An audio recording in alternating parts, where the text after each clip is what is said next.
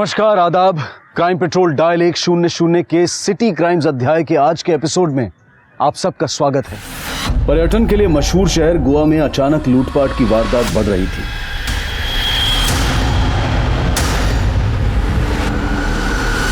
Goa police भी ऐसी वारदातों को लेकर काफी सतर्क थी और ऐसी ही सतर्कता दिखाते हुए 12 नवंबर 2007 को पुलिस ने मुठभेड़ में मैंसियो गैंग को धराशायी कर दिया, जब उसके तीनों सदस्य एक ज्वेलरी शॉप में डकैती डालने गए थे, जिसमें मैंसियो इस शूटआउट में पुलिस के हाथों मारा गया। जेम्स गोंजाल्वेस गिरफ्तार हुआ, जबकि तीसरा बिलास चौहान फरार हो गया और गैंग ध्वस्त हो गया। लेकिन क्या इन अपराधियों की कहानी यहीं खत्म हो गई थी, या फिर यह किताब का सिर्फ एक अध्याय था और आने वाले समय में गोवा शहर के सामने और भी भयानक वारदातें आने वाली थी। इसके 3 साल बाद 13, 14 और 15 फरवरी 2010 में लगातार 3 दिनों तक गोवा के अलग अलग इलाकों से पुलिस को 10 लाशें मिली, जिसमें वहशियत और दरिंदगी की शक्ल और विभत्स होती गई थी। 72 घंटों में दहशत के इस तांडव ने गोवा को हिलाकर रख दिया था। आम जनता में भी डर था और गोवा में पर्यटन पर भी इसका अच्छा खासा असर पड़ा था। कुछ लोगों ने अपनी टिकट्स कैंसिल करवा दी थी और कुछ लोग जल्द से जल्द वापस जाना चाहते थे। लेकिन 3 साल पहले हुई डकैती का क्या इन 10 हत्याओं के साथ कोई कनेक्शन था? क्या ये उसी वारदात के निशान थे जो आज उभर कर आ रहे थे, या फिर ये कोई अलग ही दरिंदगी की दास्तां थी?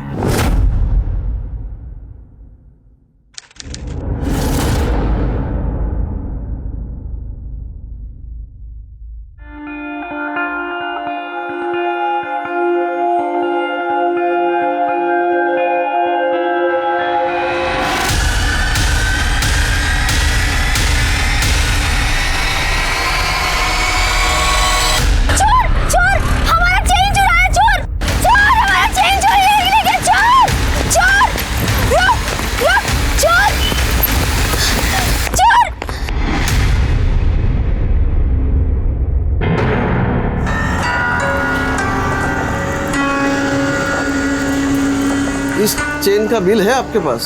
मैंने घर में बहुत ढूंढने की कोशिश की, लेकिन मुझे नहीं मिली। मेरे पति अस्पताल में, इमरजेंसी है। बाकी इतनी मेहनत से बनाई हुई चेन बेचती नहीं मैं।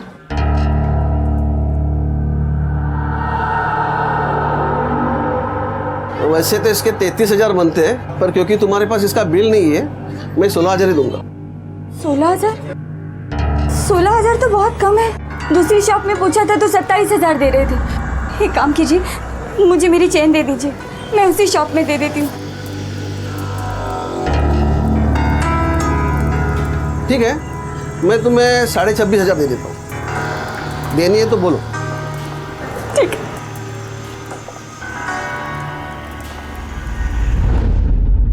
और कितना सैड होएगी। अरे गॉड को थैंक यू बोल, सिर्फ चेन गया तेरा, तेरे को कुछ नहीं हुआ। वो मम्मा का चैन था नैन्सी, मम्मा का आखिरी निशानी। ऊपर से मेरे घर का कंडीशन, पापा के ट्रीटमेंट पे कुछ पैसा बचता ही किधर है। जूली, तेरे को क्या मालूम, अगर वो स्नैचर लोग पकड़ा गया तो तेरे को तेरी मम्मी का चेन वापस मिल जाएगा। पॉजिटिव रहने का। ले पानी पी।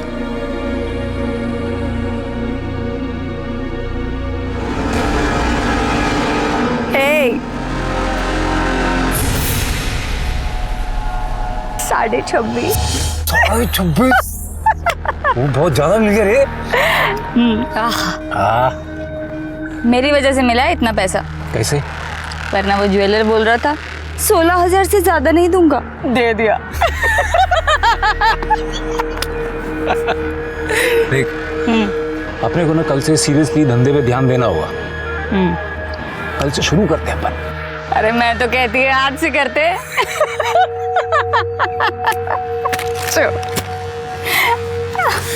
बहुत शानी है तू, हैं? 26.5? 26.5?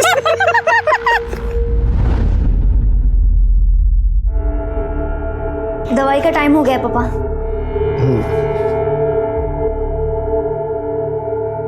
तेरे गले का चैन किया वही? मेरी मेडिसिन के लिए बेच दिया क्या? हैं? मालूम है ना वो तेरी मम्मा का चैन था। नहीं पापा, वो मैं मार्केट में जा रहा था तो चोर लोग खींच के भाग गया। मैं उसके पीछे भागी भी, पर वो लोग बाइक पे थे। तो पुलिस में कंप्लेंट करने का था ना। पापा आप तो जानता ही है, मैं पुलिस के पास कैसे जाएगा।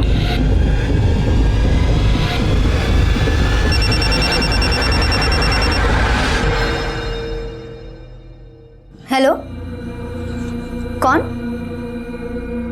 मेरा चेन?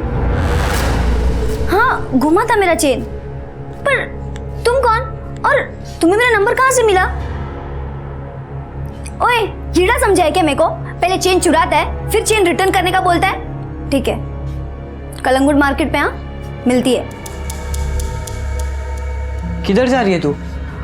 वो स्नैचर जिसने मेरा चेन चुराया था रिटर्न करने का बोलता है। येड़ी है क्या तू? जो चोरी किया वो रिटर्न कर को करेगा? उसको तेरे बारे में सब मालूम रहेगा, इसके लिए जानबूझ के बुला रहा रहेगा तेरे को, तेरा फायदा लेने को। हेलो, हाँ आती है मैं।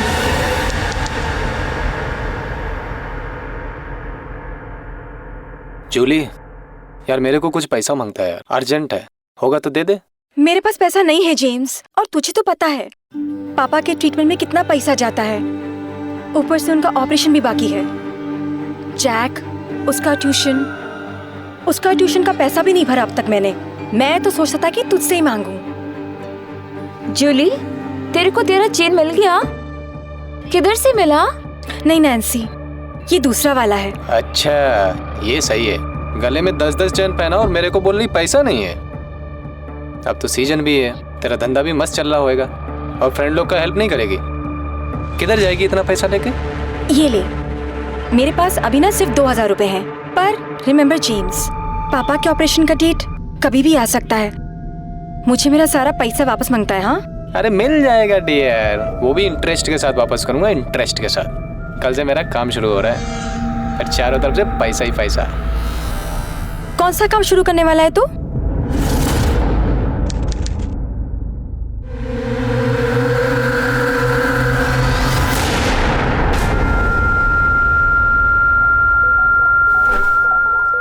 Excuse me.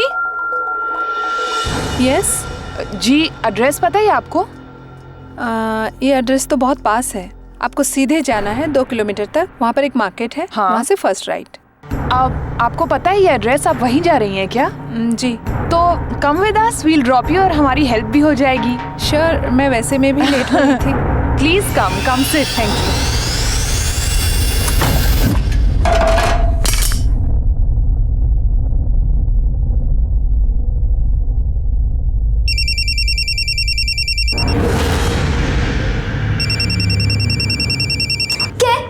दिन भर मोबाइल में गेम खेलता रहता है, जी जाके पढ़ाई कर। क्या दीदी, चैन से खाने तो दो।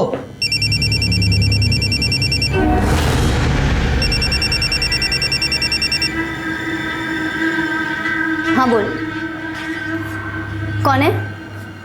यहाँ कहाँ क्या गोरा है? देख, गाड़ी भेजेगा ना वो, अगर नहीं भेजेगा ना तो मैं अपनी टैक्सी से आएगी और उसका अलग चार्ज लगेगा। देख, उसका तेरे साथ जो भी हो वो तू देख ले, मुझे मेरा 1 घंटे का चाहिए, उससे ज्यादा मैं 1 मिनट भी नहीं देगी उसे। चल ठीक है, मैं आती है।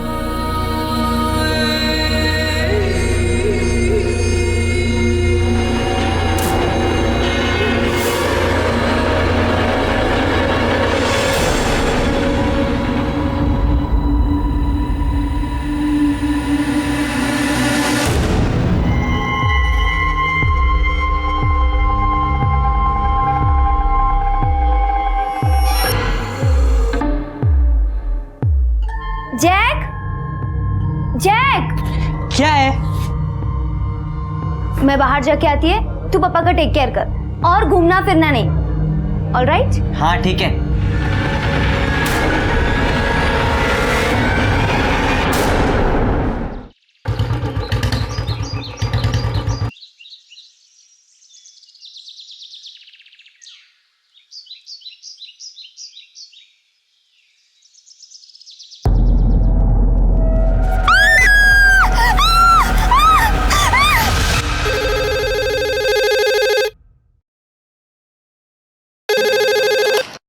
नमस्कार, पंजिम पुलिस स्टेशन।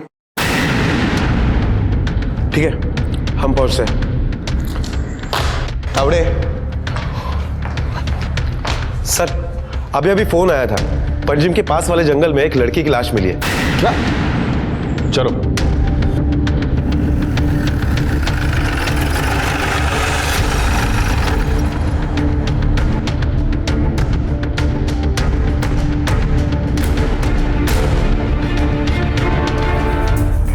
सावन, चेहरा जलाया गया है, इसका मतलब कातिल नहीं चाहता था कि बॉडी की पहचान हो सके। सर, कपड़ों से तो ये अच्छे घर की लग रही है, लेकिन बॉडी पे कोई भी गहने नहीं है। हो सकता है कि ये मामला लूटपाट का हो। कपड़े फटे हुए हैं, इसका मतलब मर्डर के पहले इसके साथ जबरदस्ती की गई है। लेकिन समझ में नहीं आ रहा एक अकेली औरत यहाँ क्या कर रही थी। सर, तब तो ये भी हो सकता है कि ये भी एक कपल हो। यहाँ आने के बाद लड़का और लड़की इन दोनों में झगड़ा हुआ हो और बाद में गुस्से में आकर लड़के ने इसके ऊपर रेप किया और इसे मार डाला हो और चेहरा भी जला दिया। नहीं सावन, एडिया देखो, घिसी हुई है और ये रही घसीटने के निशान। इसका मतलब इस लड़की को कहीं और मारा और घसीट कर यहाँ लाके जला दिया है। और वैसे भी साथ में पेट्रोल लेकर कौन घूमेगा? आसपास का एरिया चेक करो, कोई गाड़ी के निशान मिल गए या नहीं वो देखो। Okay sir. सर, सर ये देखिए, टायर के निशान। टायर के निशान देखकर लगता है ये कोई छोटी गाड़ी होगी। फॉरेंसिक को बुलाओ और पता करो ये कौन सी गाड़ी हो सकती है, और उस लड़की की फोटोज और डिटेल्स आसपास के सभी पुलिस स्टेशन में भेज देना। हो सकता है कि उसकी किसी ने मिसिंग कंप्लेंट लिखाई हो। Okay sir. गोवा में मिली ये लाश उस भयानक दहशत की शुरुआत थी जिसकी चपेट में गोवा अगले कई दिनों तक रहने वाला था। ये खबर जंगल में आग की तरह से फैल गई और लोकल लोगों में और टूरिस्ट में खौफ पैदा हो गया, और ये खौफ का मंजर कम होने की बजाय और ज्यादा होने वाला था। लाशों की गिनती और डर का पारा कल्पना से बड़ा था। हालात ऐसे लग रहे थे कि मानो गोवा की हर गली, हर मोड़ पर एक लाश पाई जा सकती है। ये कौन कर रहा था और क्यों? पुलिस ने इसका जवाब ढूंढना शुरू कर दिया था।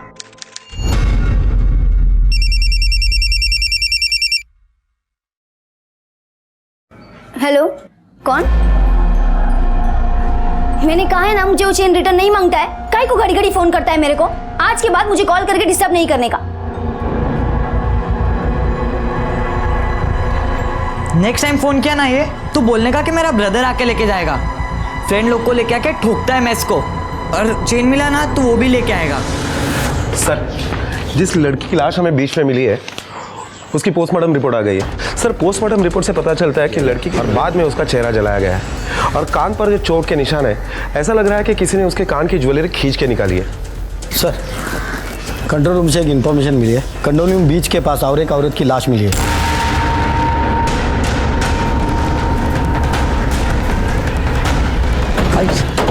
बॉडी कहाँ है? Yes sir.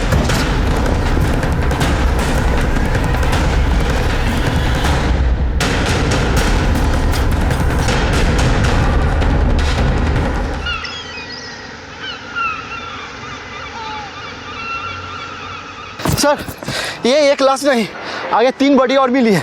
क्या? हाँ, डेड बॉडी है सर। कहाँ? आगे सर। चलो।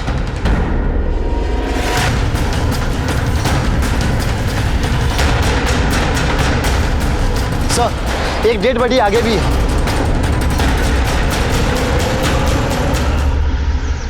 एक के बाद एक डेड बॉडीज मिल रही है। चल क्या रही है? सर, कहीं ऐसा तो नहीं कि इन चारों मर्डर का और उस मर्डर केस का आपस में कुछ कनेक्शन हो सकता है कि इस औरत के साथ भी रेप किया गया हो। वो तो पोस्टमार्टम रिपोर्ट के बाद ही पता चलेगा। औरत का चेहरा बिगाड़ दिया, लेकिन तीनों के साथ कोई छेड़खानी नहीं। कपड़ों से तो ये लोकल लगते हैं। यहाँ आसपास कोई बस्ती है? यस सर, यहाँ पास में एक बस्ती है। ठीक है सावन, इन सबके फोटोज निकालो और बस्ती में जाके पूछताछ करो। Okay sir.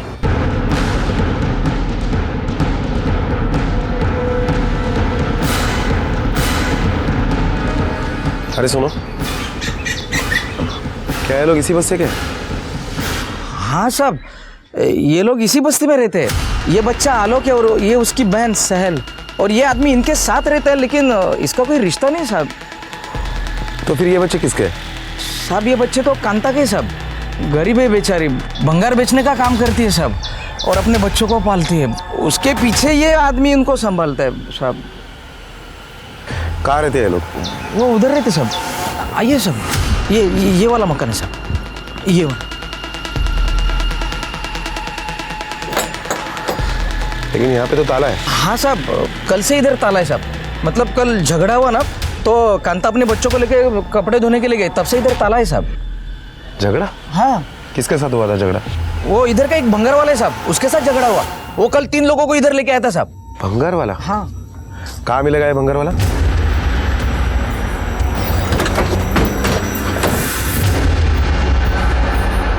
क्यों बे? कांता के साथ तेरा ही लफड़ा हुआ था ना? तेरे रिसाइकल के दिन आ गए। लो इसे। चल चल।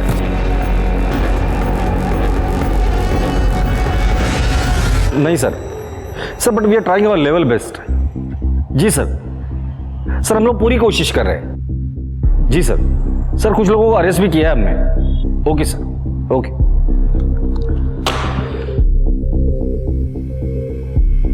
सावंत, जो लाशें अभी मिली थी उन्हें पहचानने में कोई लीड मिल गई? उस लड़की के बारे में अब तक कुछ पता नहीं चला। हाँ, लेकिन जो 4 लाशें हमें बीच पे मिली थी, उसमें से जो औरत थी सर, हमें यह भी पता चला है कि कांता का उस दिन एक भंगार वाले से झगड़ा हुआ था और उसके बाद कांता या उसके परिवार में से किसी को भी किसी ने नहीं देखा। इसलिए हम उस भंगार वाले को उठा कर लेकर आए।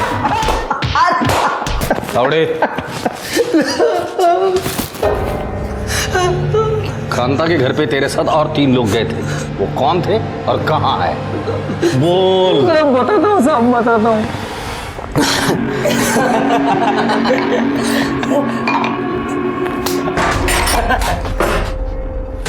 उठा सबको। साहब हमने क्या किया साहब? हमने कुछ नहीं किया साहब। साहब हमने कुछ नहीं किया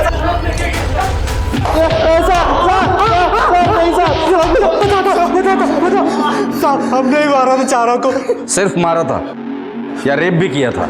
हाँ साहब, मारने से पहले। तावड़े, अच्छे से खातिरदारी करना इन सबकी। कांता और उसके परिवार के कत्ल की गुत्थी पुलिस ने 5 घंटों में सुलझा ली थी और चारों मुजरिम अब उनकी कैद में थे। लेकिन सवाल यह था कि जिस लड़की की चेहरा जली लाश उन्हें मिली थी। ए मावशी, बोला माशी आहे का? आहे ना। कुठली आहे बघा, दाखव। अरे सिंगाडा मच्छी आहे बघ। हे बघ, माल बघ, माल बघ। बस हे बघ, फार जुनी नाही ना? मस्त आहे ना सिंगाडा? कितीला दिली? शेवटच्या भाव 700 देणार। काय माल बघू? अरे बघा तू, कसा माल चांगला आणलाय मी, एकदम फ्रेश। 450 मी सांगितलं, आता काय करायचंय बोल? थोडा जास्त कर, 500ला सगळी घेऊन जा।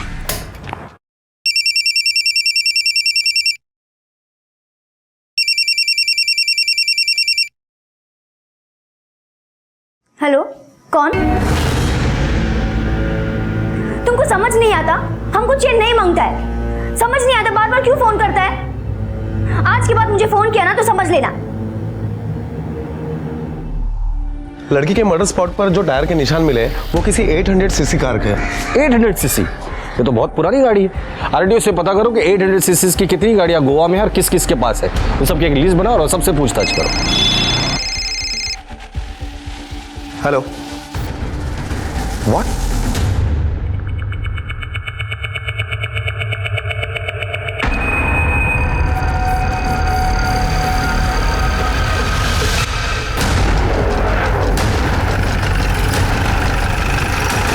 साहब, कहाँ है डेड बॉडी? इधर है सर।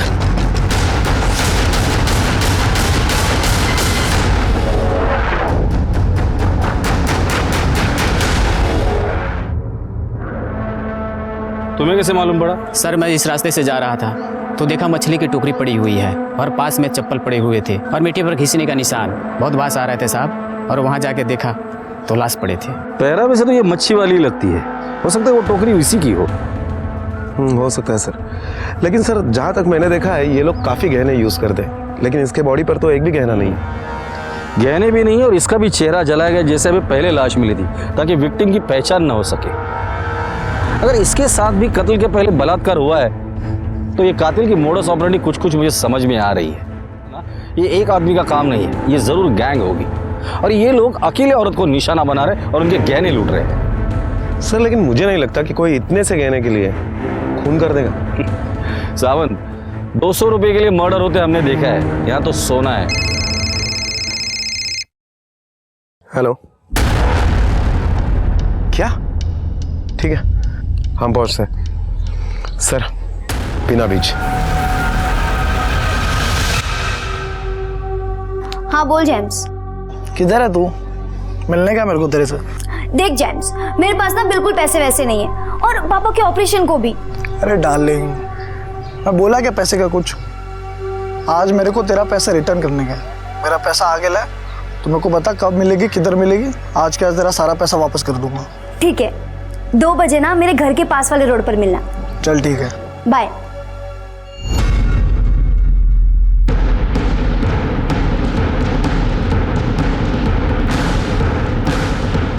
चलो बाजू हटो। चलो पीछे चलो, चलो चलो पीछे चलो, चलो पीछे।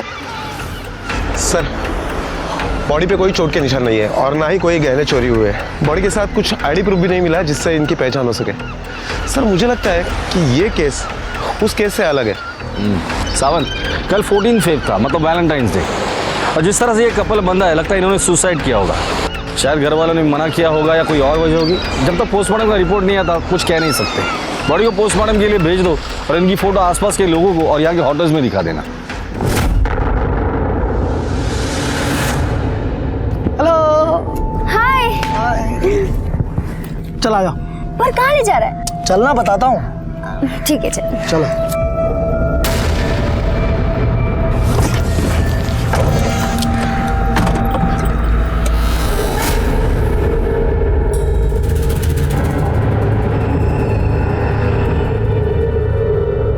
ये लोग कौन है?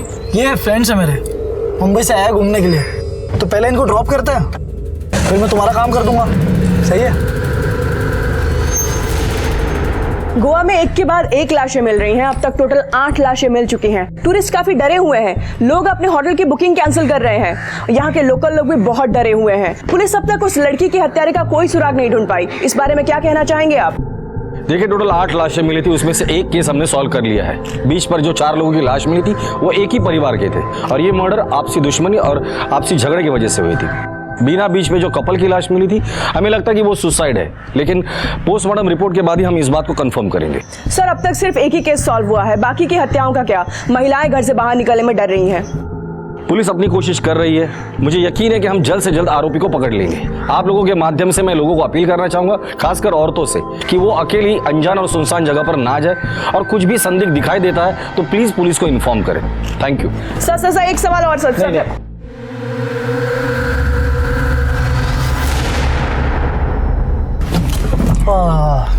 यहाँ क्यों स्टॉप किया गाड़ी? स्टॉप नहीं किया, स्टॉप हो गई। आई थिंक गाड़ी में ज्यादा हीट हो गई है। Let me check.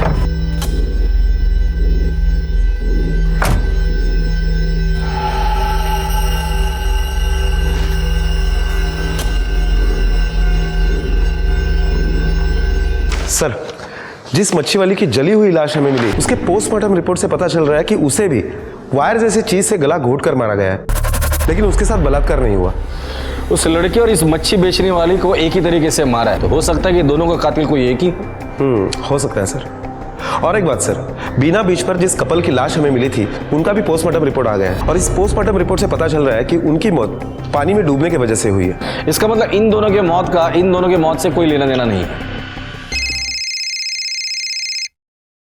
हेलो, ठीक है, हम आ रहे हैं। सर, और एक लड़की की लाश मिली है। क्या?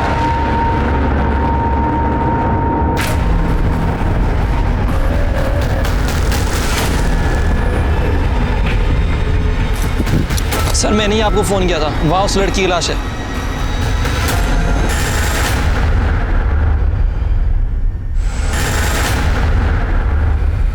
इस सीरियल किलर का ये तीसरा मर्डर है। चेहरा जला दिया है, ज्वेलरी गायब है, हाथ पर क्रॉस का निशान है, तो हो सकता है कि लड़की क्रिश्चियन हो और लोकल हो। आसपास देखो कुछ मिलता है क्या? सावंत, एम्बुलेंस को बुला और बॉडी पोस्टमार्टम के लिए भेज दो। एक मिनट, वो टैटू दिखाना। सावंत, पहले इस टैटू का फोटो ले लो। सावंत, जिस तरह से हमें सुनसान जगह पर लाशें मिल रही है, एक बात तो साफ है, ये कातिल जो भी है वो गोवा का है, गोवा का चप्पा चप्पा जानता है। गोवा के जितने भी चेक पोस्ट है सब जगह पे अलर्ट कर दो कि 800 सीसी की जो भी गाड़ी होगी उसे अच्छे से चेक करें।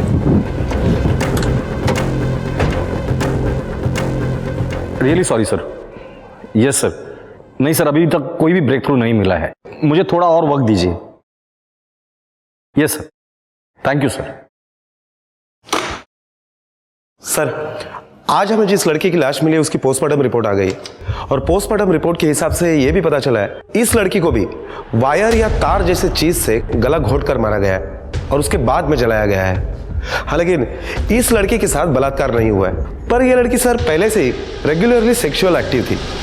हमने इस लड़की के सारे डिटेल्स आसपास के पुलिस स्टेशन में जब भेजे तब पता चला है कि दार्जिलिंग पुलिस स्टेशन में इस लड़की के डिटेल से मैच करती हुई कोई जूली डिसोजा नाम की लड़की की मिसिंग कंप्लेंट दर्ज है।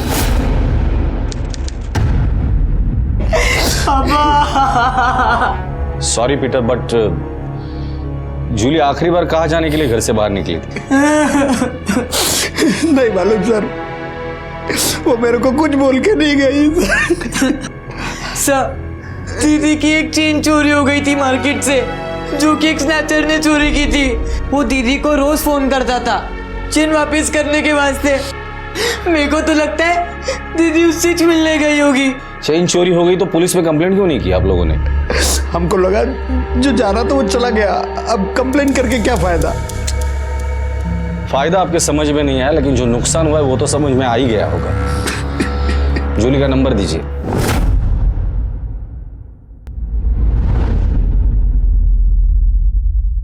सर, जूली के कॉल रिकॉर्ड्स आ गए। सर, जूली के कॉल रिकॉर्ड से पता चलता है कि गोम्स डिसोजा नाम के आदमी ने पिछले 3 महीने में जूली को 299 बार फोन किया है। सबसे पहले इस गोम्स डिसोजा को उठाकर लेकर आओ, पता तो करे कि 299 बार इसने जूली को किस खुशी में कॉल किया था। साहब, जूली अपना कजन सिस्टर था। अपने सिस्टर से बात करने को रीजन चाहिए क्या? अपनी सिस्टर से बात करना कोई क्राइम है क्या साहब? मेरे सिस्टर से बात करना कोई भी क्राइम नहीं है। 3 बार लड़की सप्लाई करने के जुर्म में पकड़ा गया है, अब बोल कि ये भी क्राइम नहीं है। जूली के पोस्टमार्टम रिपोर्ट के हिसाब से वो सेक्सुअली एक्टिव थी रेगुलरली। अब वो एक्टिव कैसे थी इसका जवाब तो बोल बोल बोल। वो सब छोड़े तो सही साहब, वो सब अपनी उसका सारा काम देखता था साहब।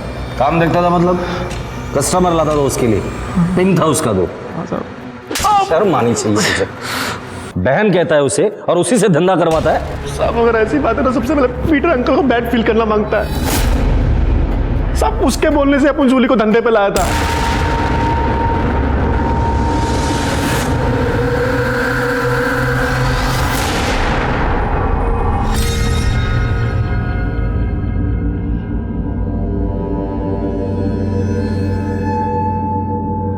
एक्सक्यूज मी, ये एड्रेस बताएंगे please? Go straight and take a first left. First left. अच्छा, आप वहीं जा रही हैं क्या? हाँ। तो आइए ना, हम आपको छोड़ देते तो हमें पता भी चल। नहीं नहीं, मैं चली जाऊंगी, नहीं, आप मैं जाइए। इसलिए कह रही थी, बहुत ज्यादा दूर नहीं जाना है, पास में। जल्दी चल। छोड़ो मुझे, छोड़ो छोड़ो मुझे, छोड़ो छोड़ो। चलो अरे कोई आ रहा है, कोई आ रहा है, निकल निकल। चल चल, ये चलो भागो ऐसे, निकल निकल निकल गाड़ी।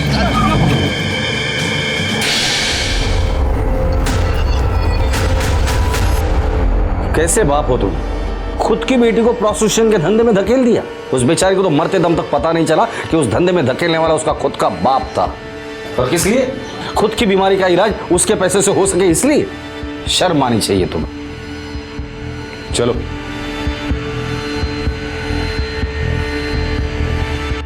सर, अगर सामने से बाइक नहीं आती तो वो लोग मुझे जबरदस्ती गाड़ी में उठा लेते। गाड़ी कौन सी थी? इतना तो याद नहीं सर, आई थिंक 800 सीसी, पर मैंने गाड़ी का नंबर नोट कर लिया था। ये देखिए सर, ये तो मुंबई का नंबर है। सावंत, मुंबई आरटीओ को कांटेक्ट करो, पता करो ये गाड़ी किसके नाम पे रजिस्टर है, तुरंत। Okay sir. पुलिस के हाथ पहली बड़ी सफलता लगी। निहारिका के बयान से कार का नंबर मिलने के बाद पुलिस ने मुंबई आरटीओ से कार के ओनर का पता लगाया और ओनर से पता चला कि यह कार जेम्स और विलास ने किराए पर ली थी। पुलिस उस होटल तक भी जा पहुंची जहां ये लोग रुके हुए थे। होटल में दी गई आईडी से विलास की फोटो मिली और उसकी पत्नी के बारे में पता चला, लेकिन इनके गैंग की चौथी लड़की की पहचान अब तक पुलिस के पास नहीं थी। इसलिए पुलिस ने इन लोगों के बारे में डिटेल जानकारी इकट्ठा करनी शुरू की। सर, निहारिका ने जो गाड़ी का नंबर हमें बताया था, उस गाड़ी के बारे में जब हमने मुंबई आरटीओ से इंक्वायरी की तो पता चला कि वो गाड़ी किसी सोमेश शाह के नाम पर रजिस्टर्ड है। 10 दिन पहले ही विलास चव्हाण और जेम्स ने वो गाड़ी उसके यहाँ से रेंट पे ली थी। फिलहाल तो ये अतिथि होटल में रुके हुए थे, लेकिन कल ही उन्होंने वहाँ से चेकआउट किया है। सर, होटल रिकॉर्ड से ये विलास का आईडी प्रूफ मिला है। सर, पता चला है कि इनके साथ एक 35 साल की औरत भी थी। होटल रिकॉर्ड से पता चला है कि वो औरत विलास की बीवी है। सर, 2007 में मैंसियो गैंग ने जो ज्वेलरी शॉप में रॉबरी की थी, उस वक्त ये दोनों साथ में ही थे। विलास तो पकड़ा नहीं गया, हाँ, लेकिन जेम्स पकड़ा गया था। 2 साल के बाद बेल पे छूटकर बाहर आया। उसके बाद वो कभी कोर्ट नहीं गया। उसके घर वालों ने भी उसे बेदखल कर दिया है। विलास चौहान आज तक पुलिस के हाथ में नहीं लगा है। सर, मैंने जब इन दोनों के फोटो निहारिका को दिखाए तो उसने इन दोनों को पहचान लिया है। सावंत, इन दोनों के फोटोग्राफ्स गोवा से बाहर जाने में हर चेक पोस्ट पे सर्कुलेट कर दो। सावंत, याद रहे, ये तीनों गोवा छोड़कर बाहर नहीं जाने चाहिए। Okay sir.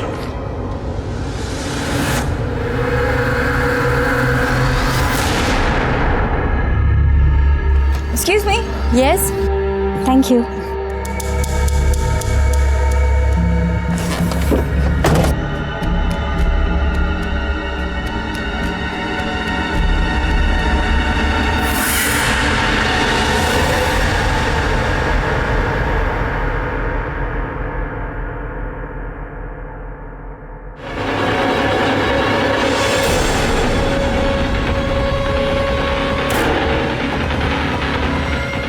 निकल पुलिस, निकल गाड़ी, जल्दी निकल।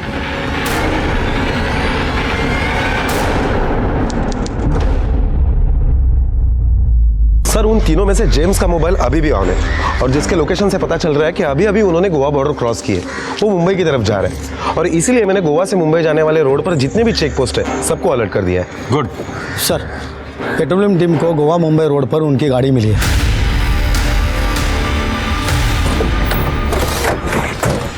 तलाशी लो गाड़ी की।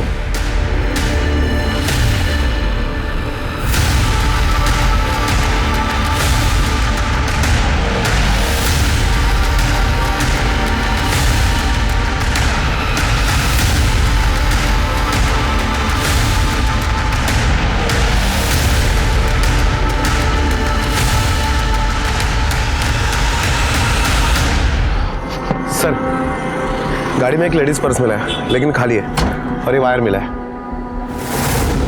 सर, डिक्की में ये पेट्रोल की बोतल मिली है। ये सारी चीजें फॉरेंसिक में भेज दो और जेम्स का नंबर ट्रैकिंग में डाल दो। Okay sir.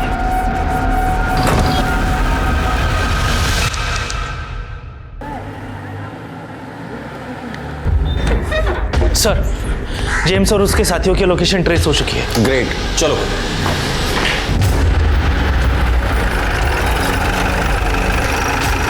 सर, इस तरफ।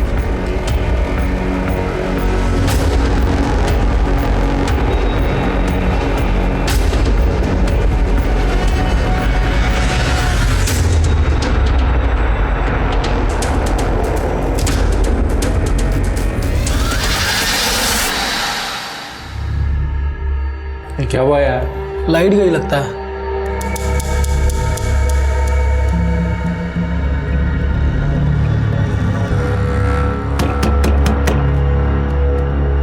कौन है? इलेक्ट्रिक बोर्ड से आए।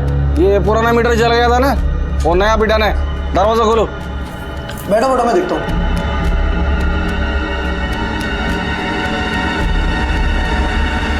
अरे कौन है आप लोग? क्यों मार रहे हो? गोवा छोड़ के मुंबई में क्यों आया? तलाशी लो घर की।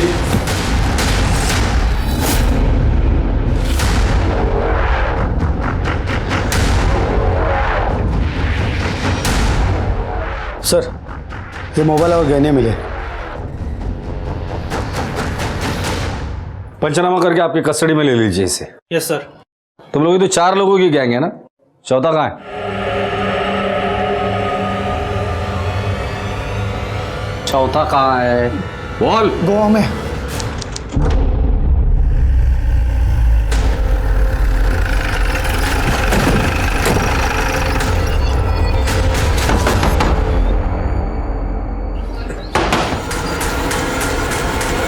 नैन्सी,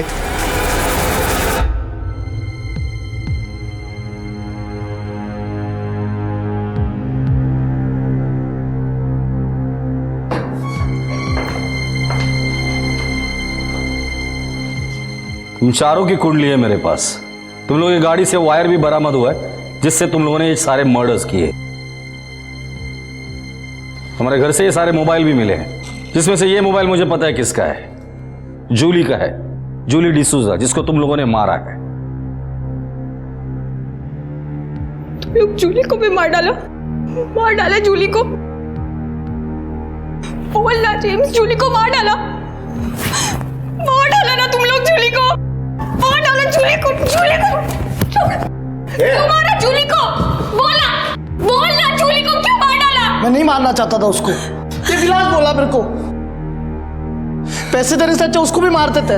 रो, शांत रहे, जितना पूछूंगा ना उसका ही जवाब दे। ये मोबाइल किस किस के है? किसका मोबाइल है ये जिसको सबसे पहले मारा। उसके साथ तो इन दोनों ने रेप भी किया था ना, और तू वहां खड़ी रहकर तमाशा देख रही थी। चला बता, ये दूसरा मोबाइल किसका है? सब ये वो मच्छी वाली का मोबाइल है। ये किसका है? इसको भी मार डाला क्या? साहब, अपन ने इसको सबसे लास्ट में मारा था। सिर्फ जेवरों के लिए लोगों को मारा? कितने पैसे मिले? कितने पैसे मिले?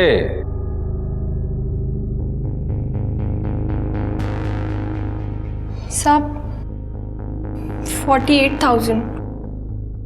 साहब पैसा खत्म हो गया था साहब, पुलिस से तो मैं ऐसे ही भाग रहा था, कभी कैसे कमाता।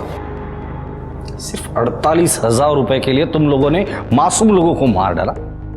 इतना पैसा तो तुम लोग मेहनत करके भी कमा सकते थे।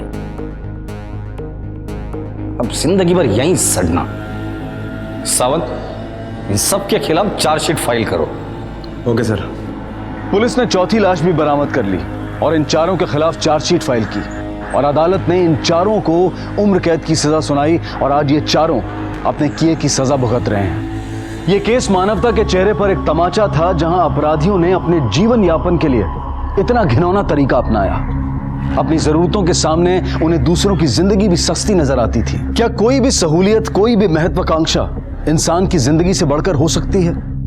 बिल्कुल नहीं। और जो लोग ऐसा समझते हैं वो ये जान लें कि वो मानसिक तौर पर बीमार हैं, और आज नहीं तो कल उन्हें उनके कर्मों की सजा भुगतनी होगी। देखते हैं हमारे आज के एपिसोड की दूसरी कहानी।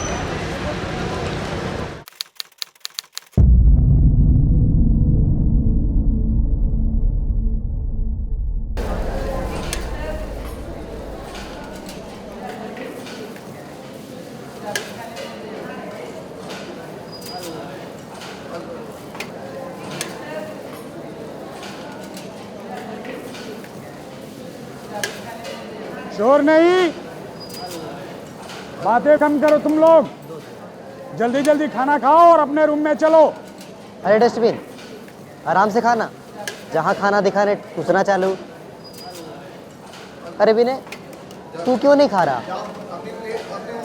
आज रात स्पेशल डिनर का प्लान बना है। अब ये हॉस्टल का सादा खाना कैसे जाएगा पेट में? कहाँ?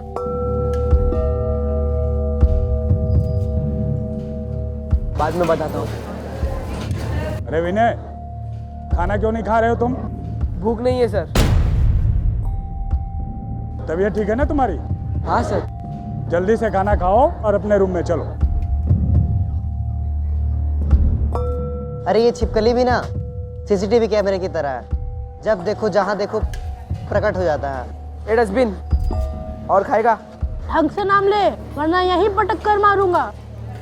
क्यों मारेगा? खिला खिला के पका दिया हॉस्टल वाले।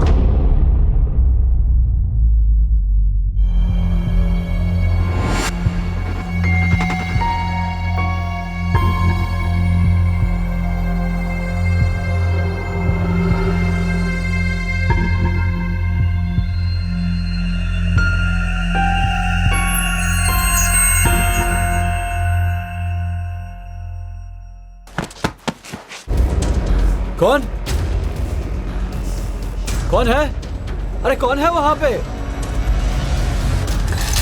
कौन है वहां पे? कौन है?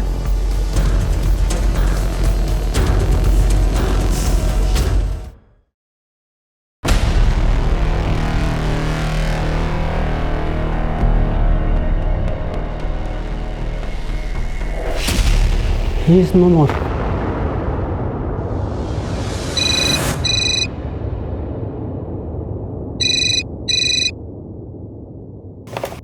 हेलो नामकुम थाना। सर बालाजी चिल्ड्रन हॉस्पिटल में एक बच्चे के एक्सीडेंट का केस आया है। ठीक है, हम अभी आते हैं। तू लेके जा रहा था, तू कहाँ चला गया विनय? कहाँ चला गया? आपसे एक सवाल पूछना था। जी सर। विनय का बिहेवियर कैसा था? मेरा मतलब उसने कभी आपसे कुछ बताया हो? उसे पढ़ाई का प्रेशर था या उसे कोई तंग करता था? नहीं सर, मेरा विनय बहुत अच्छा लड़का था सर। फिर भी मुझे लगता है सर कि ये एक्सीडेंट ही है। ये पता लगाना हमारा काम है।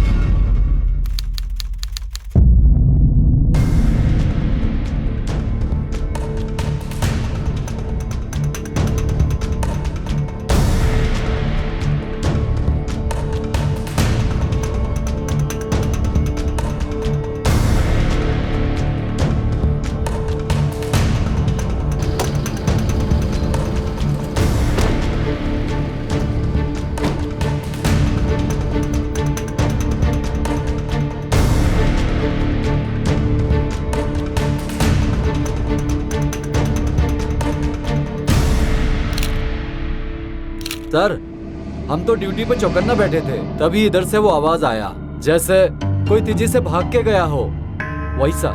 तो हम सरपट दौड़कर भागे तो कहाँ देखते हैं ये विनय रहता कहाँ था? कहाँ था इसका कमरा? पहले माले में। दूसरे माले में तो बड़ा बच्चा लोग रहता है। यहाँ हॉस्टल में कैमरे लगे हुए?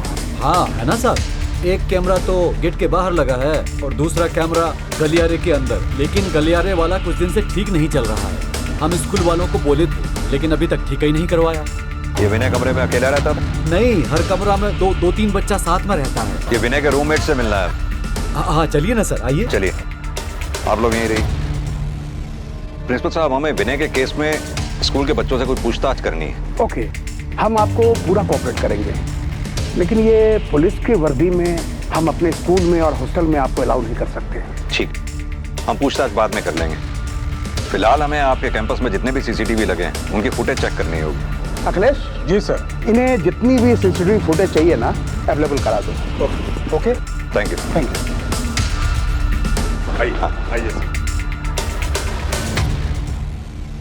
सर, आपको क्या लगता है विनय खुद गिरा होगा या उसे किसी ने गिराया होगा? वॉचमैन के बयान के मुताबिक वो किसी के चलने की आवाज सुन के वहां आया था। अगर कोई छत से गिरा होता तो वो गिरने की आवाज सुनकर वहां आता। सर, ये भी तो हो सकता है कि वॉचमैन ने हमसे झूठ बोला हो। ये तो सीसीटीवी फुटेज देख के ही पता चलेगा। पुलिस जैसे जैसे इस केस की इन्वेस्टिगेशन में आगे बढ़ रही थी, कहीं ना कहीं उन्हें लगने लगा था कि ये कोई सुसाइड या एक्सीडेंट का केस नहीं है, बल्कि ये मर्डर भी हो सकता है।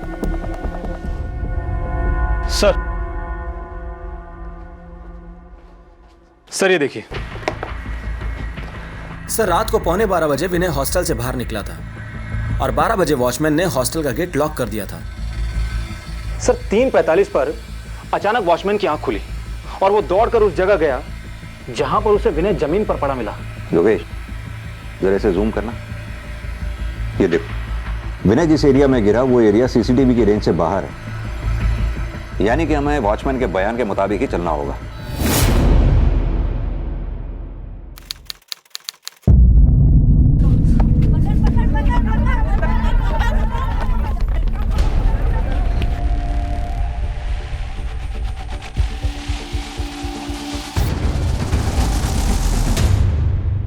देखिए, उस बच्चे की कोई कंप्लेंट मुझे आज तक नहीं मिली थी और मेरे पॉइंट ऑफ व्यू से ये महज एक एक्सीडेंट था। मिस्टर दुबे, वो पता लगाना हमारा काम है। ये प्रमोद है, आपको जहां भी जाना है, जिनसे भी मिलना है, ही विल हेल्प यू। आइए सर, यही बॉयज हॉस्टल है, सारे बच्चे यहीं रहते हैं। ये कैमरा कैसे टूटा हुआ? बच्चे बड़े शरारती हैं सर, कुछ दिन पहले ही उन लोगों ने तोड़ दिया। प्रिंसिपल साहब ने जांच बैठाई है, हमारे ऊपर भी जांच चल रही है। और ये विनय का कमरा, वो कहाँ पर है? वो ऊपर है सर, आइए।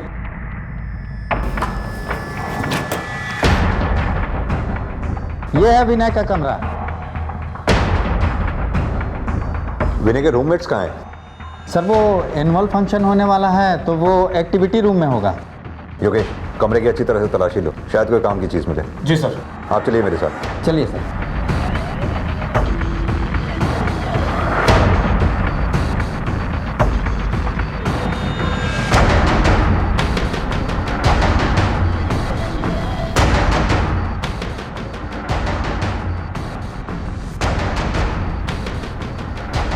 राहुल, बेटा तुमने विनय को आखिरी बार कितने बजे देखा था?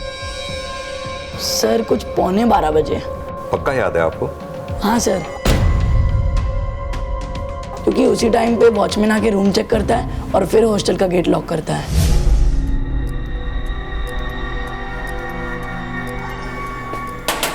चलो बच्चों, रात ज्यादा हो गई है, सो जाओ। सर वॉचमैन तो 10:30 को ही बंद कर देता है, लेकिन अभी एनुअल फंक्शन की तैयारियां चल रही है ना, इसलिए वो 1 घंटा लेट बंद करता है। उसके रूम चेक करने के 5-10 मिनट बाद ही विनय बाहर गया था। उसने बेटा आपको बताया नहीं कि कहाँ जा रहा है? सर मुझे लगा कि वॉशरूम गया होगा, लेकिन थोड़ी देर होगी तो मैं सोचा किसी पास के रूम में बैठा होगा और फिर मैं गाना सुनते सुनते सो गया सर। विनय से आपकी अच्छी दोस्ती थी ना? हाँ सर, बहुत अच्छी। अच्छा एक बात बताओ, क्या विनय अक्सर इतनी देर रात में बाहर जाया करता था? नहीं सर, लेकिन कभी कभी जाता था। सब अजय के रूम में जाते थे लैपटॉप पर मूवीज देखने। नहीं सर, उस रात विनय मेरे कमरे में नहीं आया था। देखो बेटा, ये डरने की कोई बात नहीं है, कोई कुछ नहीं कहेगा तुमसे। नहीं सर, मैं झूठ नहीं बोल रहा। हम कभी कभी रात में मूवीज देखते थे, लेकिन वो उस रात नहीं आया था। तुमने लास्ट टाइम विनय को कब देखा था? मेस में खाना खा रहे थे तब। अरे विनय, तू क्यों नहीं खा रहा? आज रात स्पेशल डिनर का प्लान बना है। अब ये हॉस्टल का सादा खाना कैसे जाएगा पेट में? बेटा विनय ने कुछ बताया था कि उस रात वो कहाँ जा रहा था? नहीं सर। ठीक है।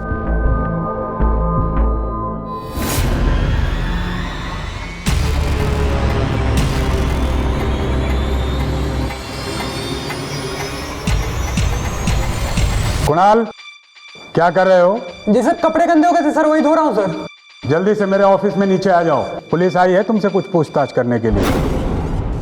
आधी रात में हॉस्टल की जमीन पर एक 12 साल के बच्चे विनय की लाश मिलती है। विनय ने कोई सुसाइड नोट नहीं छोड़ा था, इसलिए पुलिस सीसीटीवी फुटेज और स्कूल के टीचर्स और उसके करीबी दोस्तों से पता लगाने की कोशिश कर रही थी कि क्या यह कोई आत्महत्या का केस है या फिर इसमें मर्डर के कोई राज छिपे हैं। विनय की मौत की इस घटना से स्टूडेंट्स, हॉस्टल स्टाफ और पूरा रांची शहर गहरे सदमे में था। ज्यादातर वो अपने क्लासमेट अजय और संजय के साथ ही घूमता था। विनय का किसी के साथ झगड़ा हुआ था? हाँ, लेकिन मैंने विनय और उसके रूममेट राहुल के बारे में कुछ सुना था। क्या सुना था? सर लड़के राहुल को विनय की गर्लफ्रेंड बुला बुला कर चिढ़ाते थे। सर ये तो मुझे पता नहीं, लेकिन एक दिन मैंने उन दोनों को लड़ते हुए देखा था। अरे विनय मेरी बात तो सुन। विनय विनय तू मेरे साथ क्यों नहीं रहना चाहता इस रूम में? बता ना विनय। मैंने कहा ना रहने ना मुझे तेरे साथ। अरे लेकिन हुआ क्या वो तो बताओ। सारे लड़के चिढ़ाते हमें, तरह तरह की बातें करते, मुझे नहीं देना। अरे विनय मेरी बात तो सुनो। जैसे ही छिपकली मुझे दूसरा रूम दे देगा मैं चेंज कर दूंगा बस। अरे विनय मुझे नहीं रहना तेरे साथ। विनय मैंने कहा ना, नहीं तो नहीं। विनय मेरी बात तो सुन ले। एक बात क्लियर है कि उन दोनों में दोस्ती बिल्कुल नहीं। ठीक है, तुम जाओ। ये विनय अपना रूम चेंज क्यों करना चाहता था? इन लड़कों का क्या है सर, रोजाना कोई ना कोई इन्हें बहाना मिलना चाहिए रूम चेंज करने के लिए। और वो बाकी लड़के जो उन्हें चिढ़ाया करते थे उनका क्या? ऐसे छोटे मोटे हंसी मजाक तो स्कूल कॉलेजेस में हुआ करते हैं ना सर। वैसे कोई भी सीरियस बात हुई होती मुझे तो जरूर पता चलता। उन लड़कों के बारे में कुछ पता लगा जिन्होंने कैमरा तोड़ा था? नहीं सर। अरे तो कैमरा तोड़ते वक्त रिकॉर्डिंग तो हुई होगी ना? अरे सर, आजकल के बच्चे तो स्मार्टफोन से भी ज्यादा स्मार्ट होते हैं। सारे के सारे मंकी कैप पहने हुए थे।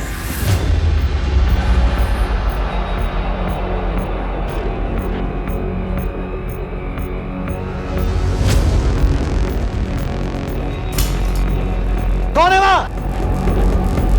कौन है? ये विनय के स्पेशल डिनर से क्या मतलब था? कहां जा सकता था वो? पता नहीं सर, कैंपस से बाहर निकलना तो इम्पॉसिबल है। गेट पे हमेशा गार्ड रहता है। सर एक मिनट सर, विनय अगर डिनर के लिए बाहर गया भी था तो ये भी तो हो सकता है कि वो गेट बंद होने से पहले ही वापस आ गया हो। ये हमें विनय के टीचर्स और क्लासमेट सबसे बात करनी है। आज तो मुश्किल है सर, एनुअल फंक्शन की वजह से कोई भी अपनी जगह पे नहीं है। आप बोले तो मैं कल अरेंज करवा देता हूँ। ठीक है, चलो। सर ये विनय का सोशल मीडिया अकाउंट है। इसे देखकर तो कहीं से भी ऐसा नहीं लगता कि उसे किसी तरह का कोई डिप्रेशन था या फिर कोई ऐसी परेशानी जिसकी वजह से वो आत्महत्या कर ले। विनय 11:45 पे अपने कमरे से निकलता है और 3:45 पर मरा हुआ मिलता है। सर वॉचमैन के मुताबिक उसने रात को 3:45 पर कोई आवाज सुनी थी, लेकिन सवाल ये उठता है कि 11:45 से 3:45 तक विनय था कहां? यही तो पता लगाना है। विनय अगर छत से गिरा है तो फिर उसका चेहरा क्यों डैमेज है? उसकी आंख और नाक पे चोट लगने का क्या कारण हो सकता है, जबकि उसकी लाश तो पीठ के बल मिली थी? योगेश एक काम करो, विनय की पोस्टमार्टम रिपोर्ट से यह पता लगाओ कि उस रात विनय ने खाया क्या था। Okay sir.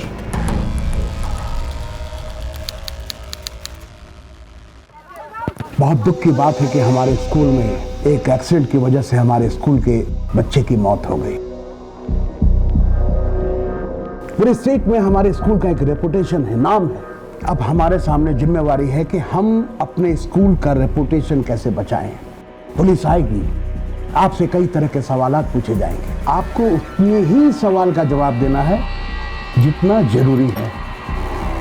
Got it? एक तरफ टीचर्स और स्टाफ अपने स्कूल की रेपुटेशन बचाने में लगे हुए थे और वहीं दूसरी तरफ पुलिस के लिए केस आसान नहीं था, क्योंकि उन्हें बच्चों की उम्र को ध्यान में रखते हुए अपनी इन्वेस्टिगेशन को बहुत सोच समझकर आगे बढ़ाना था। 6x - 42, 6 × x 6 Vinod sir and 6 × जी आइए सर। इन्हें प्रिंसिपल साहब ने भेजा है, आपसे कुछ बात करना चाहते हैं। बोलिए सर। मिस्टर विनोद, हमें जी क्लास के बच्चों से कुछ बात करनी है। हाँ सर, प्लीज, व्हाई नॉट। अच्छा हमें बताएंगे ये विनय कहाँ बैठा करता था? सर विनय तो वहां बैठा था, प्रतीक के पास।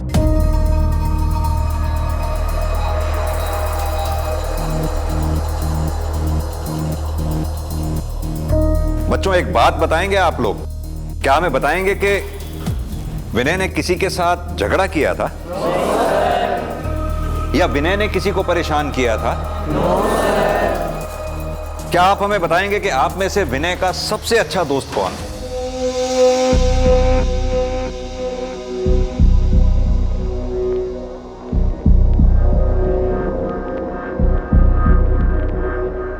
तुम्हारा नाम अजय है ना? Yes sir. तुम्ही से हमने उस दिन कमरे में बात की थी। Yes sir.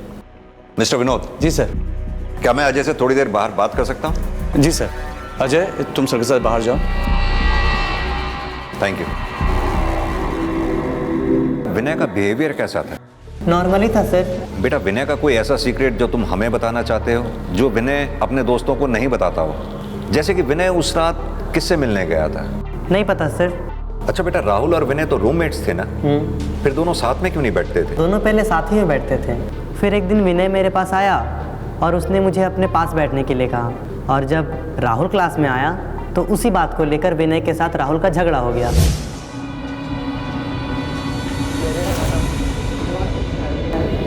अजय, तू यहाँ क्यों बैठा है? मेरी सीट है, मैं रोज विनय के बगल में बैठता हूँ। उठ यहाँ से। हे, आज से मेरे बगल में ये बैठेगा, तू जाके कहीं पीछे बैठ जा। पर तू मेरे साथ ऐसे क्यों बिहेव कर रहा है? बताना मैंने क्या किया है? तेरा दोस्त हूँ मैं। हे, मैंने कहा ना पीछे बैठ, चल जा। हे विनय, ज्यादा मत चिल्लाओ, तेरे गर्लफ्रेंड रोने लगेगी।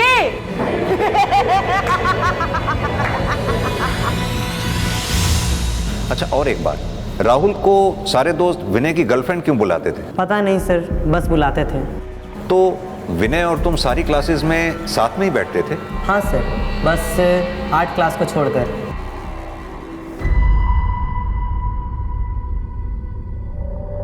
संध्या मैडम, ये सर लोग आपसे कुछ बात करना चाहते हैं। संध्या जी, हमें विनय के बारे में कुछ सवाल करने हैं आपसे।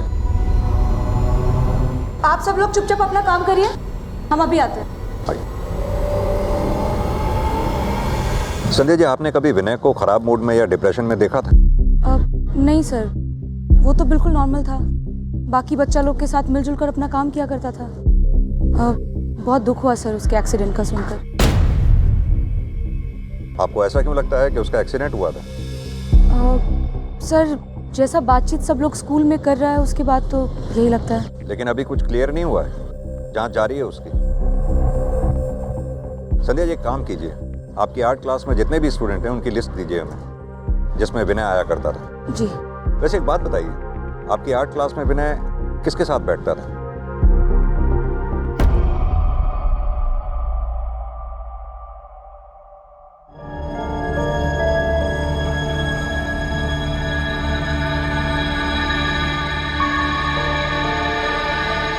वो रही फातिमा सर। फातिमा बेटा, ये अंकल लोग तुमसे कुछ बात करना चाहते हैं। फातिमा बेटा, डरो नहीं। अगर आप नहीं चाहती कि हम यहाँ बात करें तो चलते चलते करते हैं। बेटा, आपकी आर्ट टीचर ने हमें बताया कि आर्ट क्लास में आप विनय के साथ बैठा करती थी। विनय आपका दोस्त था? क्या विनय की किसी से फाइट हुई थी? अच्छा चलो छोड़ो इस बात को। एक बात बताओ, आपको ड्राइंग पसंद है? विनय कैसी ड्राइंग करता था? विनय को ड्राइंग का बहुत शौक। विनय की ड्राइंग क्लास में सबसे बेस्ट ड्राइंग थी। उसने एक बार टीचर का कार्टून भी बनाया था।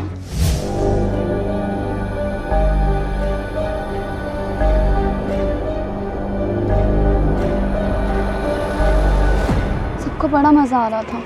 फिर तो आपकी आर्ट टीचर विनय को बहुत पसंद करती होंगी, क्योंकि उसकी ड्राइंग अच्छी थी। नहीं, टीचर को वो कार्टून देखकर बहुत गुस्सा आया।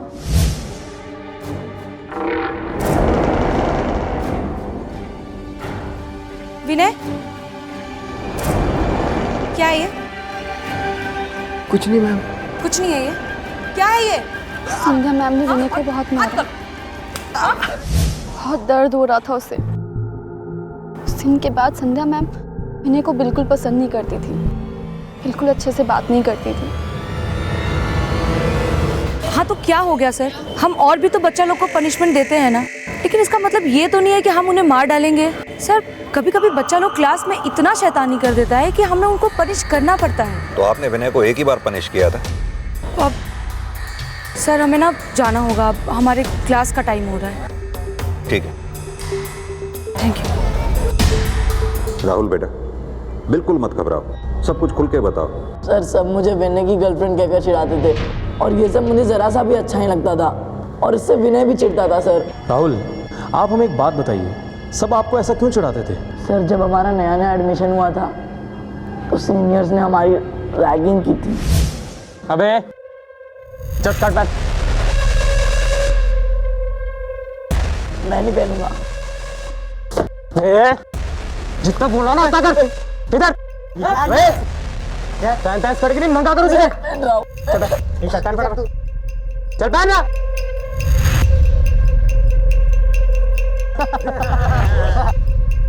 अब तू इसका हीरो और ये तेरी हीरोइन। चलो चिपक के नाचा, चलो चल। अरे वाह वाह। अब ना एक काम करो, एक दूसरे को ना किस करके दिखाओ। हाँ? सर, अगले दिन कॉरिडोर में सब हमें चिढ़ाने लगे। ए, देखो देखो हीरो हीरोइन जा रहे हैं। ए हीरोइन, क्या मस्त लग रहा है साथ में। है देखो देखो, तू एक काम कर, दूर जा मेरे से। पर क्यों? सर, तब से विनय को मेरे साथ रहना पसंद नहीं आता था। उसने अपनी क्लास में भी सीट चेंज कर ली और वो अपना रूम भी चेंज कराना चाहता था। सर, किसने की थी आपकी रैगिंग? Monkey gang.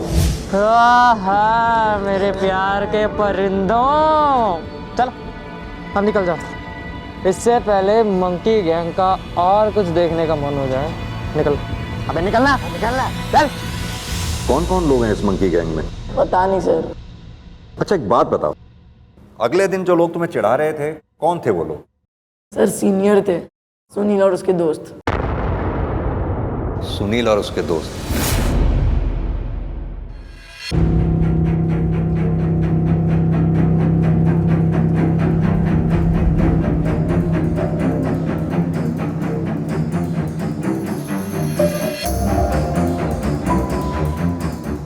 विशाल, क्या कर रहे हो? प्रेयर का टाइम हो गया, सभी बच्चे जा चुके हैं, जल्दी से आ जाओ। जी सर, अभी आया सर।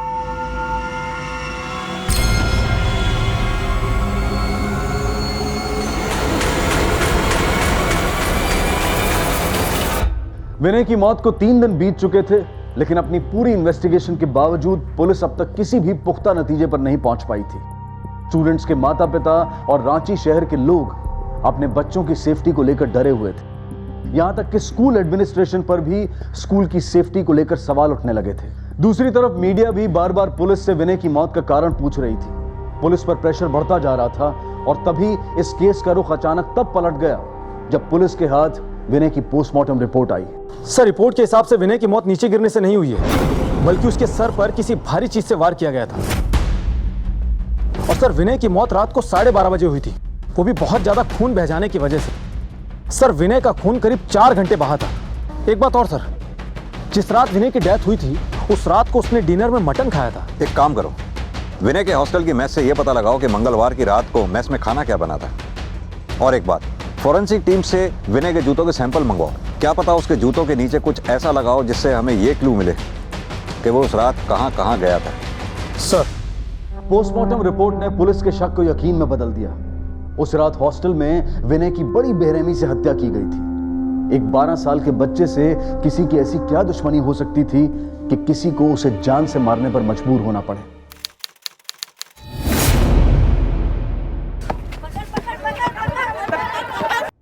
ये सब क्या है इंस्पेक्टर? आपको पता है हमारे स्कूल की क्या रेपुटेशन है?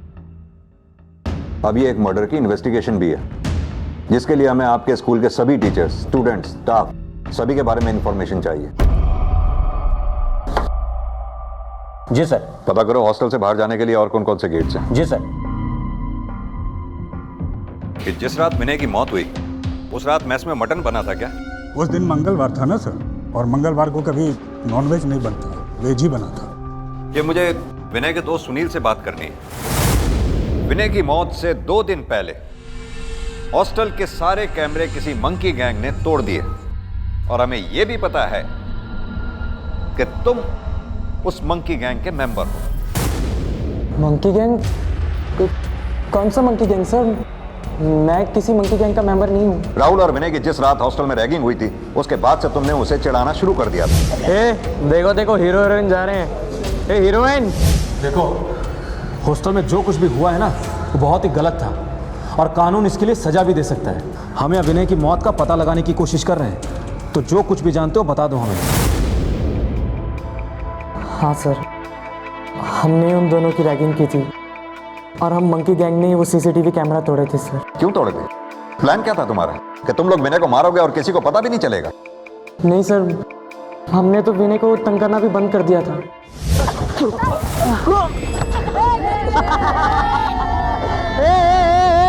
देखो इसकी गर्लफ्रेंड कैसे इसको संभाल रही है। चल अपनी गर्लफ्रेंड के साथ जाके खेल। ये मेरी गर्लफ्रेंड नहीं है, मेरी गर्लफ्रेंड कोई और है। कोई और है तेरी गर्लफ्रेंड? कौन है बताना। अबे बोलना उसका नाम, अबे बोल। फातिमा। फातिमा! वाह भाई, तू तो मर्द बन गया है। चल अब असली मर्द बन के दिखा, गोल करके दिखा वहां पे। चल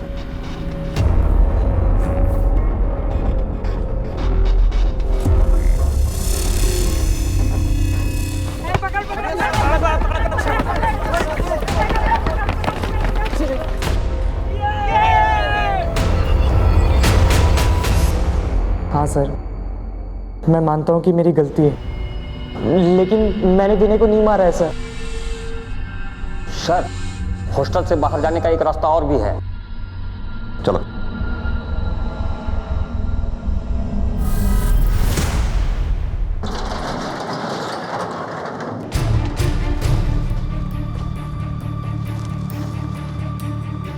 सर, यहां से तो कोई भी आराम से निकल सकता है। एक बात तो क्लियर है, विनय के साथ जो कुछ भी हुआ है वो हुआ इसी कैंपस के अंदर है। क्या तो फेंसिंग भी इतनी है कि स्टूडेंट निकल के बाहर जाएगा कहाँ?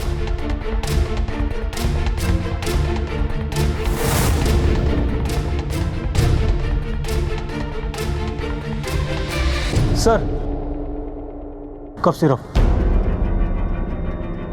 सर और भी बोतल है।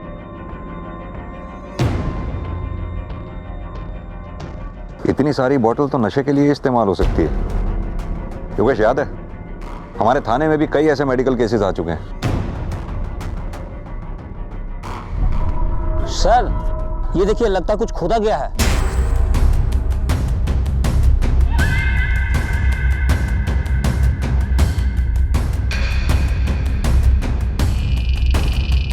तो ताजी खुदी हुई मिट्टी, खोदो इसे।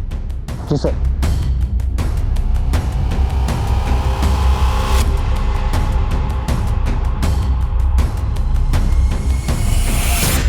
क्या है, निकालो उसे। सर ये लीजिए।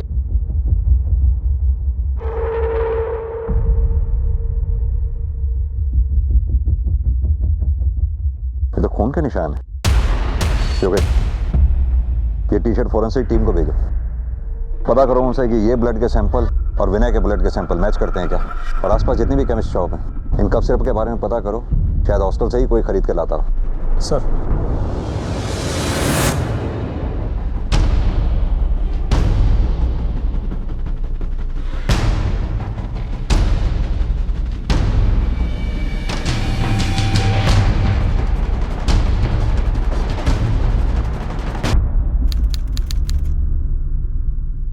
तुम लोगों को तुम्हारे माँ बाप ने यहां पढ़ने लिखने के लिए भेजा और तुम यहां आकर नशा करने लगे। सर उस टी शर्ट पर लगे खून के सैंपल विनय के ब्लड से मैच कर गए हैं।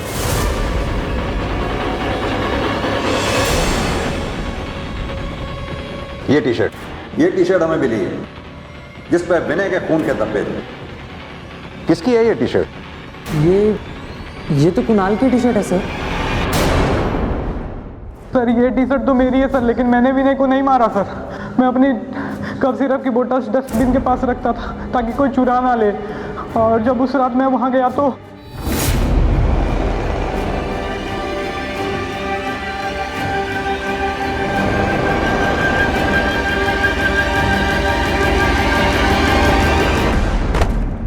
कसम से सर मैं सच बोल रहा हूँ सर, मैंने विनय को नहीं मारा सर, और तो मैं कभी भी विनय के साथ कफ सिरप भी नहीं पिया।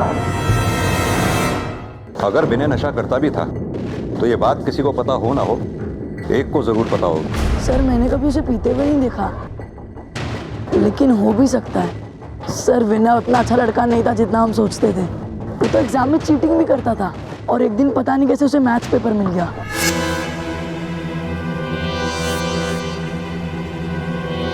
क्या कर रहा है तू? कुछ नहीं। तू मुझे छुपा क्यों रहा है? अरे कुछ नहीं बोला ना, तू अपना काम कर। सर उसे सिर्फ कूल बनना था और वो उसके लिए कुछ भी कर सकता था। हेलो सर, फॉरेंसिक लैब से विनय के जूतों की रिपोर्ट आ गई है। उसके जूतों में पेंट के निशान लगे हैं।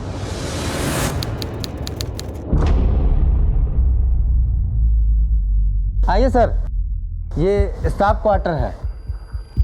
यहाँ कैमरा क्यों नहीं लगा हुआ? ज़रूरत नहीं थी तो स्कूल प्रशासन ने लगवाया भी नहीं। कौन कौन रहते हैं? सारे टीचर्स रहते हैं सर।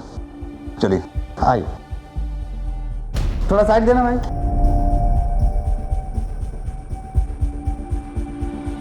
सुनो भैया, ये पेंट का काम कब से चल रहा है? सर पिछले हफ्ते से चल रहा है। पिछले हफ्ते ऊपर वाले मालिक को किया था, अभी यहाँ शुरू किया हूँ सर। इसका मतलब विनय फर्स्ट फ्लोर पे गया था। चलिए आइए आइए सर, आइए।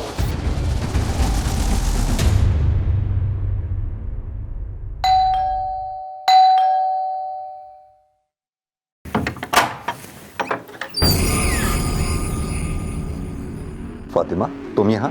बेटा कौन है? क्या हुआ? वो पुलिस वाले अंकल। आप इसी स्कूल में पढ़ाती हैं?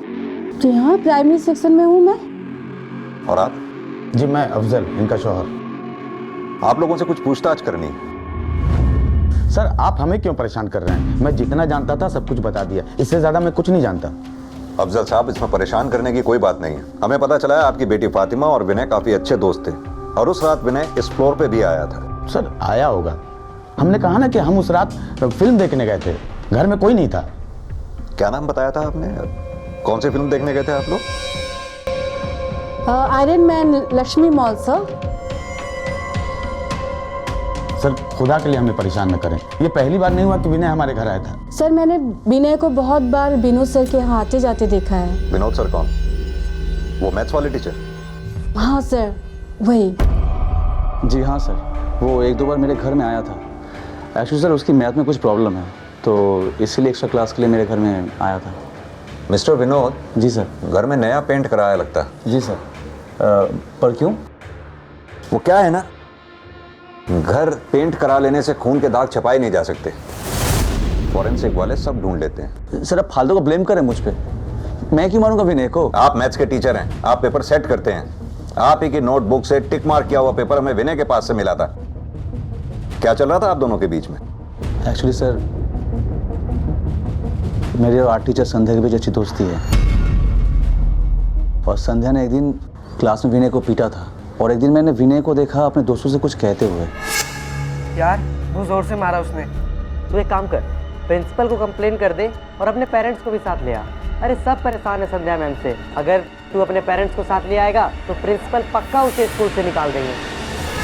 मुझे डर था सर कि कहीं विनय ने संध्या की कंप्लेन कर दी तो उसे स्कूल से निकाल दिया जाएगा सर, इसलिए मैंने उसे मिलने के लिए बुलाया। घबराओ मत, मुझे अपना दोस्त समझो।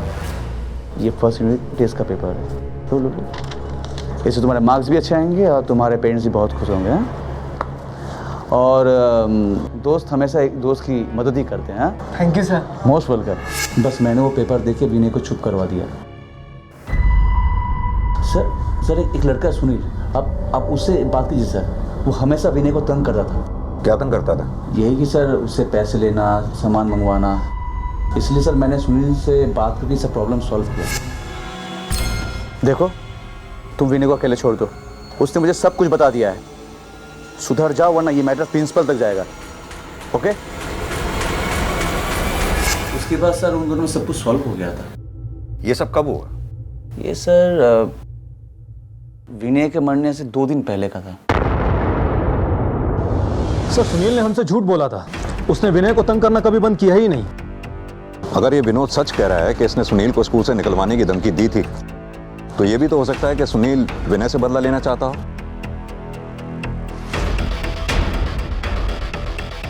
योगेश, ये हॉस्टल के मेन गेट पर जो सीसीटीवी है इसकी फुटेज चेक करो। पता करो क्या नाजिया अपने परिवार के साथ उस दिन घर से बाहर निकली थी, और ये भी पता करो कि वो लक्ष्मी मॉल में जो फिल्म बता रही थी वो लगी भी थी या नहीं। और एक बात, हॉस्टल के आसपास जितनी भी मीट की दुकानें हैं वहां जाकर खुद उनसे पता करो क्या हॉस्टल से कोई भी आदमी उनके यहाँ से मटन खरीद कर लाया था क्या। सर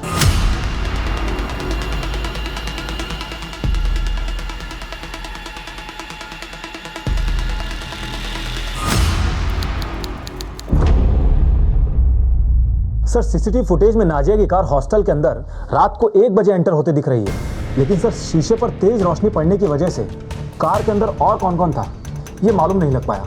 इस कार को वेरीफाई करवाया वॉचमैन से, ये कार किसकी है? हाँ सर, वॉचमैन ने बताया कि उस रात को उसने नाजिया की कार को ही अंदर जाते देखा था, लेकिन सर गाड़ी के शीशे बंद होने की वजह से वो भी नहीं बता पा रहा है कि गाड़ी के अंदर और कौन था। एक बात और सर, उस दिन हॉस्टल के अंदर सिर्फ 3 लोग ही मीट खरीद कर लेकर आए थे। कौन कौन? सर स्कूल का गार्ड, स्कूल का क्लर्क और स्कूल टीचर नाजिया का हस्बैंड अफजल। योगेश एक काम करो, मंगलवार की रात 10:30 बजे की लक्ष्मी मॉल की सारी सीसीटीवी फुटेज चेक करो। सर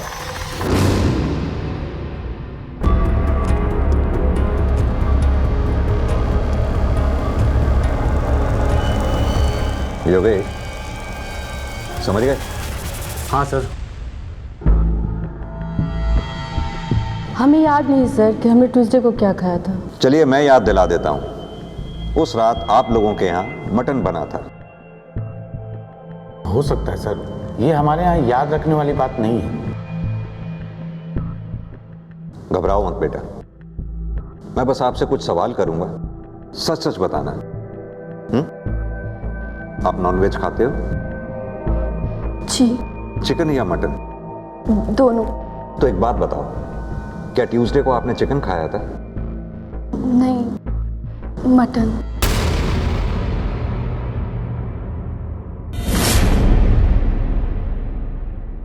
जिस दिन आप लोग लक्ष्मी मॉल में वो फिल्म देखने के लिए गए थे ना, हमने उस दिन की सीसीटीवी फुटेज मंगा ली है। इस फुटेज के अंदर हमें आपका बेटा शरीफ कहीं नजर नहीं आ रहा। अब आप हमें यह बताइए कि उस वक्त आपका बेटा था कहाँ? आज स्कूल में सभी विनय और फातिमा की बातें करते थे सर, मुझे बहुत गुस्सा आता था।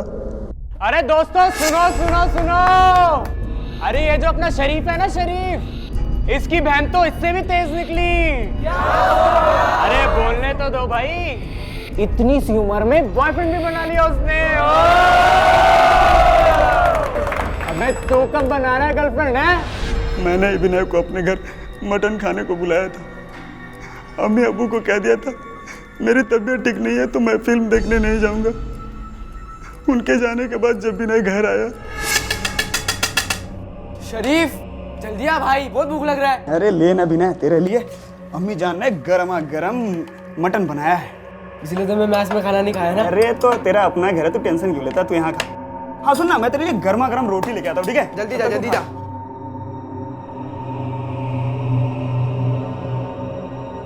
अरे वाह शरीफ, तेरी मम्मी ने तो बहुत अच्छा खाना बनाया है। हाँ भाई, मेरी अम्मी जान बहुत अच्छा खाना बनाती है। हाँ हाँ, टेस्टी है।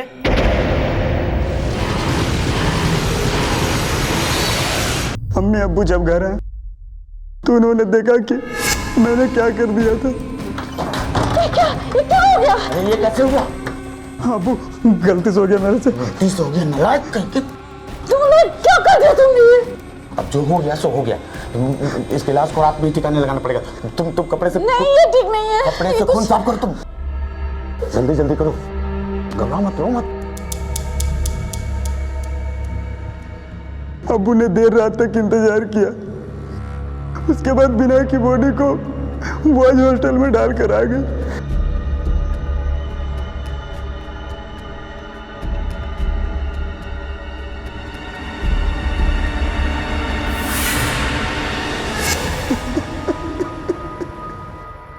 विनय तो बच्चा था, लेकिन तुम तो समझदार थे, प्यार से समझा सकते थे उसे। ईर्ष्या और जलन इंसान को कभी कभी इतने आवेश में ले जाती हैं कि वो कब क्या कर बैठता है उसे खुद पता नहीं चलता। 12 साल के मासूम विनय को अपनी जान सिर्फ इसलिए गंवानी पड़ी क्योंकि वो अपने से बड़े स्टूडेंट्स में एक पहचान बनाना चाहता था, और शरीफ ने सिर्फ दूसरों के उकसाने भर से इतना खतरनाक कदम उठा लिया। अगर अफजल और नाजिया वक्त रहते विनय को हॉस्पिटल ले जाते तो शायद विनय की जान बच सकती थी, लेकिन अपने बेटे के गुनाह को छुपाने में उन्होंने खुद अपने हाथ खून से रंग लिए। अफजल और नाजिया पर आईपीसी की धारा 107 और 304A के तहत कोर्ट में कार्रवाई चल रही है और उनके बेटे शरीफ को बाल सुधार गृह में भेज दिया गया है। अब मैं अनूप सोनी आपसे विदा लेता हूं, फिर मुलाकात होगी अगले एपिसोड में एक और चौंका देने वाले केस के साथ। तब तक अपना और अपने परिवार का ख्याल रखें और देखते रहें क्राइम पेट्रोल डायल 100। सबक एक को सीख हम सबको। जय हिंद। इस तरह के और भी एपिसोड देखने के लिए हमारे चैनल को सब्सक्राइब करें और बेल आइकन दबाना ना भूलें।